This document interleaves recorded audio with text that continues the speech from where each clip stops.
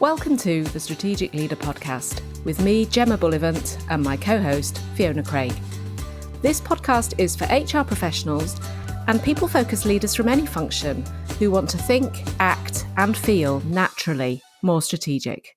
Enjoy the show.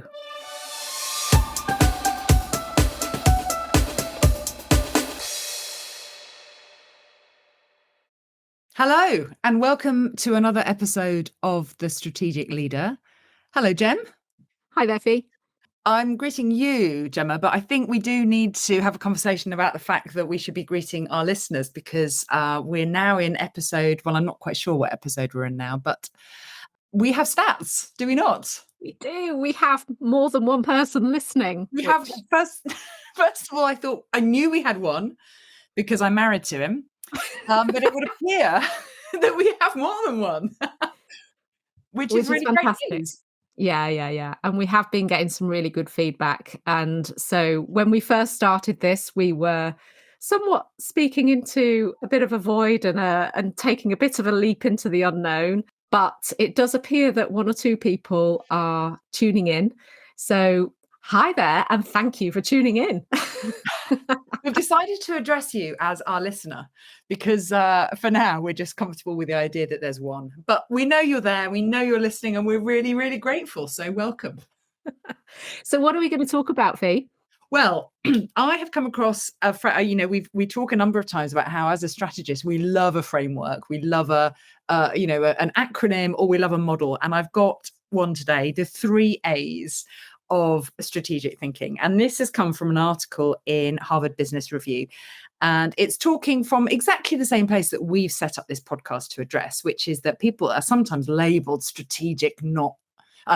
tactical, not strategic, which is, a silly label, really. It's totally arbitrary. But for those people that are trying to actively become more strategic, this can give you a framework to work through, to think about what are the skills and the personal development roads that I should be exploring, partly because I will need to add things in and build new skills, but also to help you recognize the things that you are doing already. And that's very much where we want to be with this podcast, isn't it, Gem, in terms of being naturally strategic? It is. It's a really helpful reminder to us that we are strategic in our very essence. And sometimes we deny ourselves the permission to accept or acknowledge that. And that really it's about working out what that actually means and what it is that we're doing already so that we can then more intentionally do them going forwards. Yeah. And I think that word intentional is the key, isn't it? Because if you were to say someone, are you strategic? They'd probably greet you with a bit of a blank face. But if you break that down into a series of qualities, it's a lot easier to get your head around. So I have a model with a snappy title of the 3 A's. Oh. And as we will probably discuss many times, sometimes these words don't ring meaningful or true to you, but just take the idea or the shape of them. And if you want to label them as something else, then please do. So this model has got 3 elements to it. And the 3 A's are as follows. Acumen. No, it's a great word, isn't it? Which is basically, how do you think? So number 1, acumen, how do you think? Number 2, allocation, which is how do you plan? How do you plan and use the resources? And number 3 is action. What do you actually do? So those are our 3 big headings. And within those 3, we've got a number of ideas. And I truly think that as we go through, you will be able to recognize those things that you are currently doing and currently quite strong at, and those things that perhaps need a bit more thought, a bit more intentionality, and a bit more work. That sounds great. So let's dive in then with Acumen. Tell us a little bit more about what the article suggests on Acumen, and then let's explore it a bit. Sure, absolutely. So Acumen has got kind of 3 elements to it, and they sort of go in order. The first of which is context awareness. So how aware are you of your internal context at work? So this will be things like the values of your organization, the culture of your organization, the way we behave around here, the way we get things done, and then also external context. So what is the competitive environment? What's the economic environment? What are our regulatory requirements? So having an awareness of the context that you're operating in, both internally and externally. So that's the first one, building a contextual awareness. And you can do that through trade press. You can do this from industry shows. You can do this from following relevant people on LinkedIn or other social media. You can do this from reading kind of strategic documents or annual reports. There's lots of different ways that you can build this contextual awareness, reading the news even. I mean, just understanding the economic environment we're in is one of the key things. So it sounds a bit like we're trying to get an understanding of the current reality and any kind of also understanding of where that current reality might be leading towards as a business. Absolutely, it is the reality. And when you say leading towards, that's a really great setup, I must say, because that takes us very nicely into the second of the three things within Acumen, which is using that context to develop some insight. So basically, what does that context mean? Given this environment on the outside, given this cultural significance on the inside, whatever it might be, what does that mean for us trying to move forward? So it's making some meaning of what you've learned with the context and bringing some insight. What this means is, so if we are looking at an environment where we have increasing wage, if we have wage inflation, say, we know that that's the case. What does that mean in terms of how we approach pay rises internally or bonuses internally this year? Using that context to inform the decisions that we're starting to think about on the inside. Or if we know that there's a talent shortage in one area or another, what does that mean in terms of how we start to think about building up our bank of developers or our bank of salespeople? This sounds a bit like the so what of our favorite, my favorite model of what, so what, now what, which if you haven't heard us talk about that is definitely in one of our previous, I think it's in our very first episode. I feel a t-shirt coming on for that one, sweetie. Yeah, absolutely. The so what, which is, okay, so the first thing that we do is we determine what is going on, but then we actually spend some time figuring out and why is that relevant, important, or something that I should spend my time thinking about and looking at. Yeah, absolutely. That's great. And then actually the third one within Acumen, how we're thinking, is around how we take that meaning, that so what, and turn that into innovative thinking. So that gives us our now what. So what are we going to do as a result of it? So actually I love it. I love it when a model comes together. So yeah, how we're thinking, contextual awareness leads to insight, which leads to innovative solutions to the problems that you've identified. So how do we use the insight that we've gained to then come up with really clever solutions? And we want to be challenging ourselves to say, am I truly confident about the context that I'm working in, particularly the external context? Am I confident that I know what our market is doing, or I know what our region is experiencing? Am I really pushing myself to be able to talk confidently on that subject? And if not, what can I do to get that information? Am I taking what I've learned and going, okay, so what does that mean for us? What does that mean for people in our situation?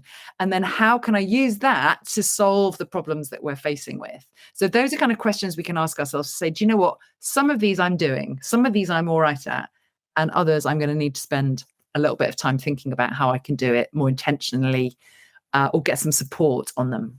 Well, that is fantastic, because if at the start of this, you'd said to me, do you feel, Gemma, that you have strategic acumen? Because that's the sort of thing I say to you all the time, isn't it? Of course. You have strategic acumen. Yes. But yeah, that feels like that feels kind of a bit out of reach. That feels a bit complicated, clever. That feels like you're asking me if I'm intelligent, because the word acumen, you have already said that these words are somewhat in order to fit into a nice, neat 3A package. Yes. But the idea of acumen sounds a little bit big, doesn't it? But actually, what you've just described, in my simplistic terms, is the what, so what, now what framework. Yeah. Have you trumped my model with one of your own? Possibly. But that makes me feel like, okay, no, I get what so, what now, what. Mm. Therefore, I do tick that Acumen box. And that's a perfect example of naturally strategic. You just didn't quite figure out that you were, because some people like me use very clever words. And some people like you use much more straightforward words. And actually, we're talking about the same stuff. Yeah. So Fab. we will have these resources and these skills within us. We perhaps just don't know what other people call them. I Perhaps think that's they mean great. something else. So, I think that's great. Shall so we move on then to yeah, allocation? allocation. I mean, this is another utterly random word if you think about it, but this is about how you plan. So thinking about the first thing, so three elements within here. The first of which is, how do you focus resources? So resources are always finite, right? So time being a really obvious one, money being an obvious one, but you might also be thinking about how many FTEs you've got, or how many project managers you've got, or some other kind of resource, how many training positions you've got, or how many laptops you've got, or anything. There are going to be resources that are finite. And so thinking about how you allocate resources and how you plan to put them in the right place is something you can spend a bit of time thinking about. Are you spreading it all too thin? Are you kind of hedging your bets and covering everything, but covering everything too thin? Or are you thinking confidently about, this is where best to place my resources? And that links very closely to the second one, which is around decision making. So are you just going with like the obvious decision? Are you just going with the status quo? Are you going what somebody tells you? Or are you thinking, well, hang on a second, what are the alternatives here? What are the other ways that we could resolve this? And what would that mean about how we would allocate our resources? Bearing in mind that once you have alternatives, you have trade-offs. So what are the risks of this approach versus that approach? What are the trade-offs of maybe time over money of the alternatives? Because once you are able to think in those terms, you can put this information on the table and discuss it. So you can say, well, the value of doing A is that it works for us in terms of cost, but the trade-off is maybe around quality or timing. And just getting that on the table, because any solution you're going to want to have all the time in the world, all the quality in the world, and all the budget in the world. But that isn't real life, is it? So being able to discuss those trade-offs and the attendant risks that come with putting your resources in specific places, rather than just trying to hedge your bets and cover all your bases and possibly miss all of your targets. And that's making me think of that key aspect of strategy around, it's as much about what you don't do as what you do. Yeah. In terms fire today. It was yeah, Yeah, very much so, because we can't do everything, right? So it's about, well, which ones are we going to do? Yes, and sometimes reaching that decision is one of the hardest parts of the whole thing, isn't it? Because it's really actually quite hard sometimes to deprioritize something, because typically we've got lots of urgent needs, important needs, or fantastic ideas. And how do you kind of grapple with the idea of actually not doing some of those, because we literally don't have the resources to do all of them? Yes.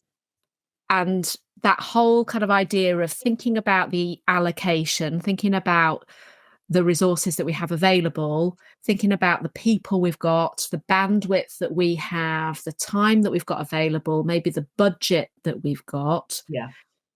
And then thinking about some of the risks of doing things or not doing things can really help us reach the decision of what to do and what not to do in terms of that prioritize and deprioritize. Yeah, very much so. And that takes us on to the third part of allocation, which is something I must admit I had not really thought about, but it's really interesting, which is competitive advantage. So one of the definitions of competitive advantage is the configuration of resources that creates value for customers. So say that again. Say that again. Sorry, it's not too many clever words in one sentence. Configuration of resources creating value for customers. So how you put your resources together that creates additional value for, well, customers, but also I suppose it could be other stakeholders. So it could be for staff, it could be for shareholders. So what is the best combination of those resources that's going to really deliver additional value to those key stakeholder groups? Yes. Combinations of time or money or manpower or or budget or training, certain combinations are going to have more value than others. Looking at that decision making, looking about the allocation of resources, and consciously going, what are the alternative routes we could take, and what's the value that each of those is going to generate? Because some of those are going to give you a competitive advantage and some aren't. So the 2 points that came after the first description of allocation was about ways in which you can decide what to do with your allocated resource. In other words, you've got the risk of doing it, not doing it, and sort of, that factor on the one hand, but you've also got the value of doing it or not doing it. And that helps to decide which goals to focus on, which initiatives to go ahead with, and which to deprioritize.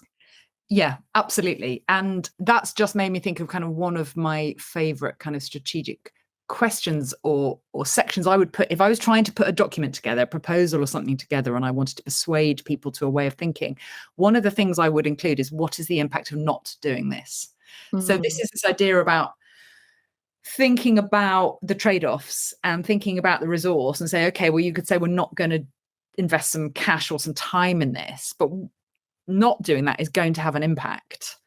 And that still needs to be one of the options as well, which may help you move to the thing that you're trying to persuade people to do. If I'm not tying myself up in knots. So just being able to not necessarily accept, oh, okay, this is the way we always do it, or this is the way I've been told to do it, or this is the way it looks like we're going to do it. But just consider the alternatives, consider alternative allocations of resources, and consider the value or the impact that those particular combinations might have, is this strategic skill of allocation. And you may already be doing some of this stuff.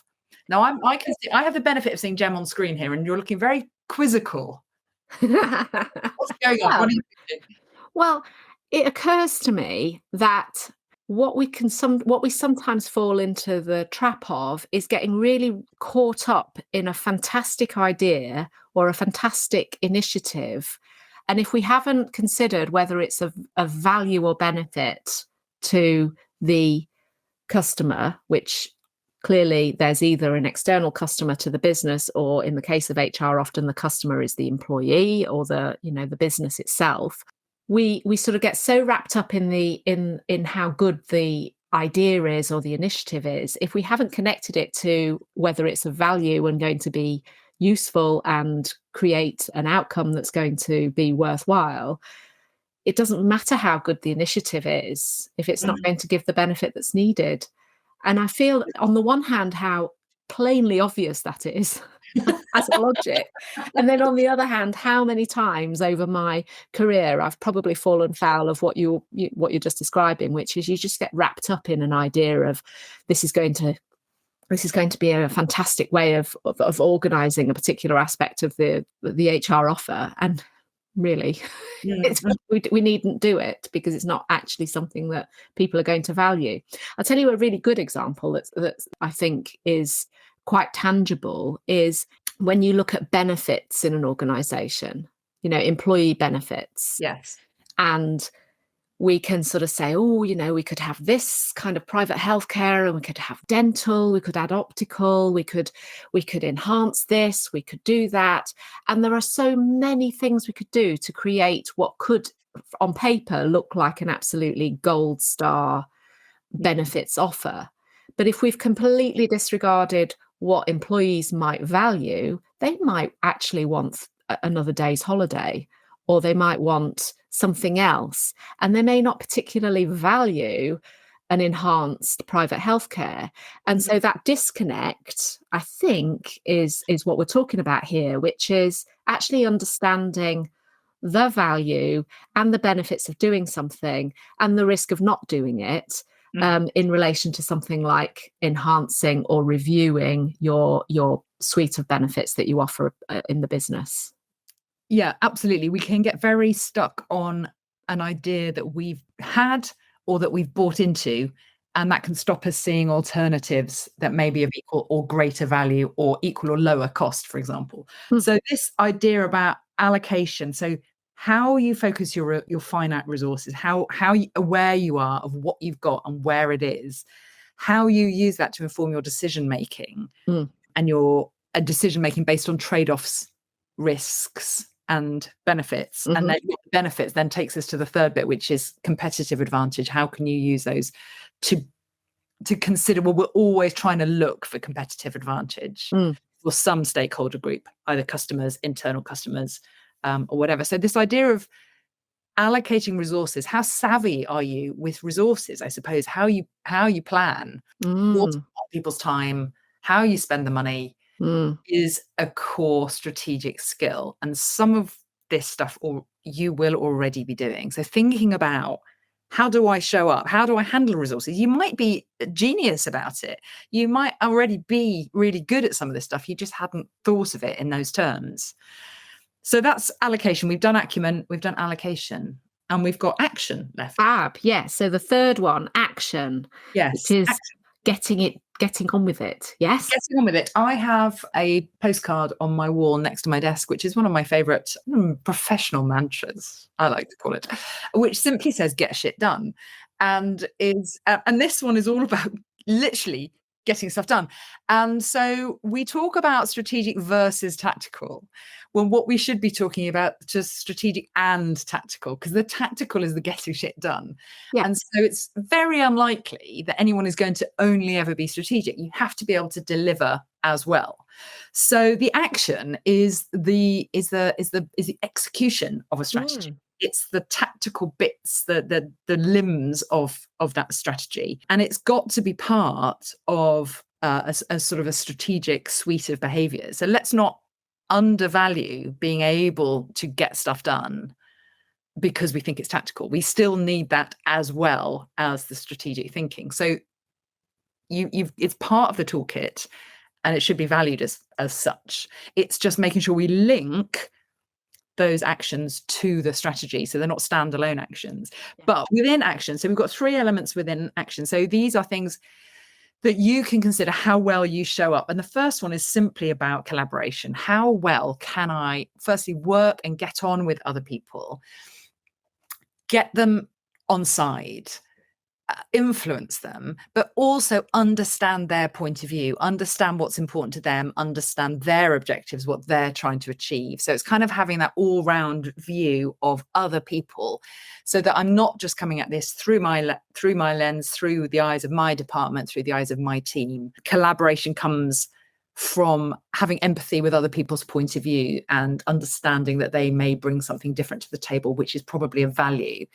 So that's the first one around action, is how well you collaborate. So again, this may well be something that you're already very strong at. And if not, then thinking about not just how can I bring other people in, but how can I understand what the world looks like from their point of view as well, what's important to them, what their goals are, and how they like to go about getting stuff done. So it's already going a bit further than my assumption when you started describing action, which is what we're doing. It's actually more how we do it as well. Yes, because I guess this is a sort of behavioral framework. It's how we show up as much as what is the stuff that's being done. But these ones are particularly in relation to how stuff gets done. So collaboration is the first one. The second one, execution, which is quite straightforward, really get shit done. And I would imagine that most people are pretty good at this. Well, I say that, actually, that's one of my weak points.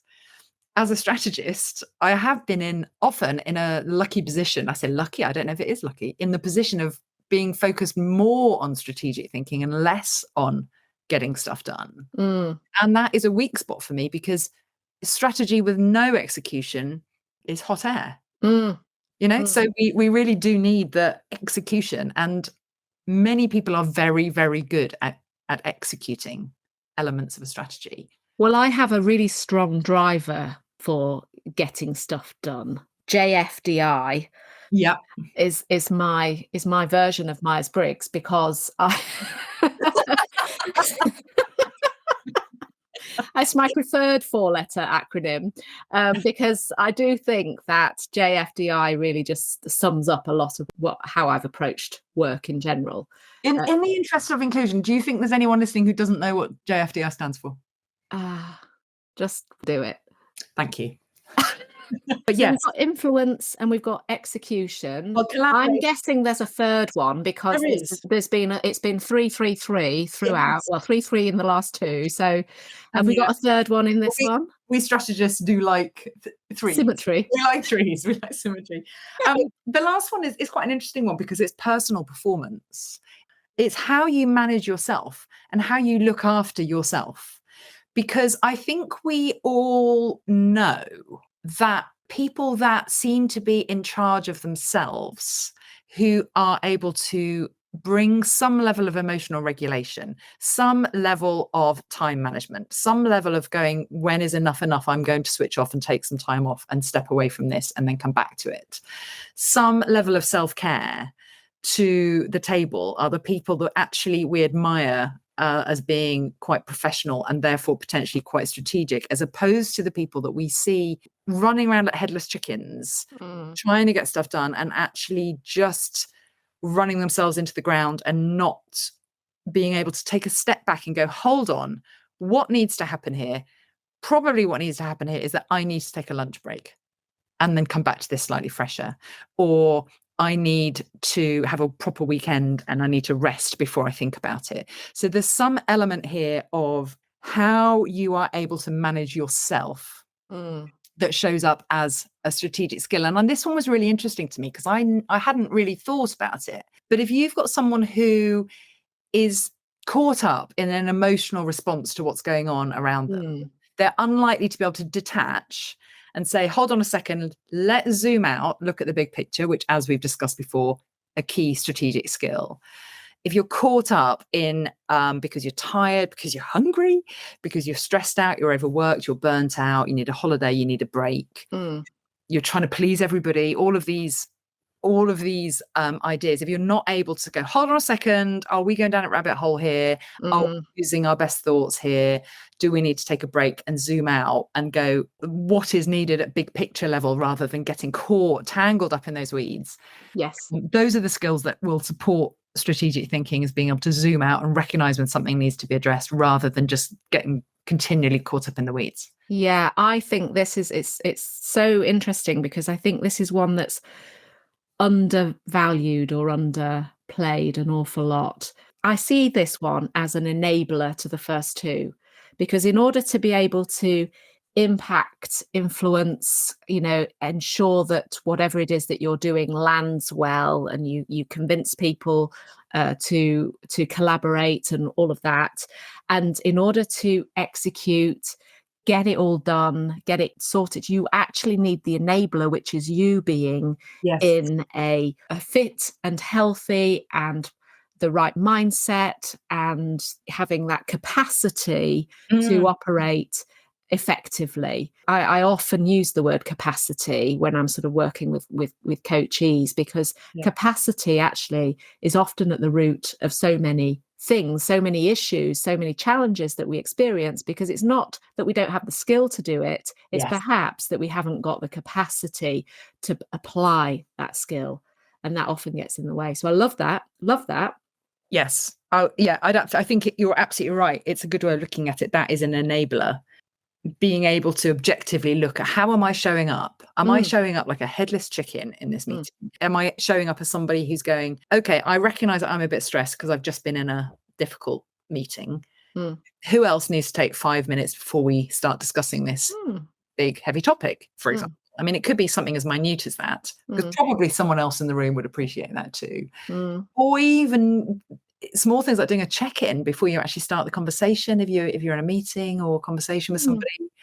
But just being able to recognize, what do I need in order to bring my best self to this piece of work, is a strategic thought, because you're thinking big picture. I love that. And that fundamentally is strategic. Great. So there we have our 3 A's: Acumen, how you think; Yes. Allocation, how you plan; Yes. and Action, what you do. Well, I challenge our listener yes, our one listener to not feel able to tick some of those boxes as something that you already do, And that perhaps with some more intention and some more conscious thinking, or some time just taking a step back and looking at what you want to do and achieve in the next meeting or in the next month, the next year, whatever the time frame is, how you can intentionally do a little more of all of those things to up your strategic game. And yes, absolutely. And then even you bringing this as a framework to, let's say you're talking to your line manager or some sort of source of support that you have, to say, well, here is a framework for my personal development over the next 3 to 6 months. Even that looks strategic. The fact that you have a framework. Absolutely. Whether you call it the 3 A's or whether it's the what you think, How you plan, how you plan and what you do. Yeah, but it's not quite as snappy, is it? No. But probably. But I'm still a little bit scared by the word acumen. So, It sounds like, is there not contact lenses called Acumen? Well, I have a very hate relationship with contact lenses, but that's another story for another day. That's on the podcast. Fantastic. Thank you for bringing that to this podcast. I hope that you've found it useful and a nice context in which to sort of think about becoming a better strategic thinker, which I think was the strap line in the article. Yeah. Thank you for listening. Thank you for joining us. Thank you for your comments that you've sent in. We really appreciate them. I feel like a real podcast host. I can say the words. I feel like a real podcast host when I say thank you for your lovely, lovely comments. Thanks from me too. That's all for now. So we'll be back again very soon. Thanks again. See you soon.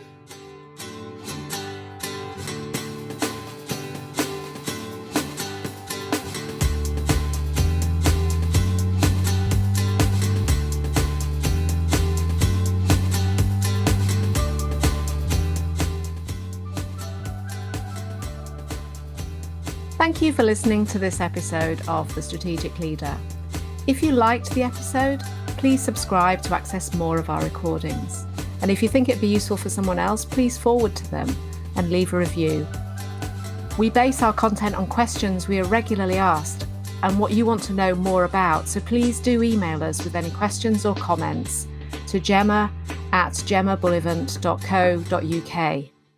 And remember, you're already being more strategic than you realise.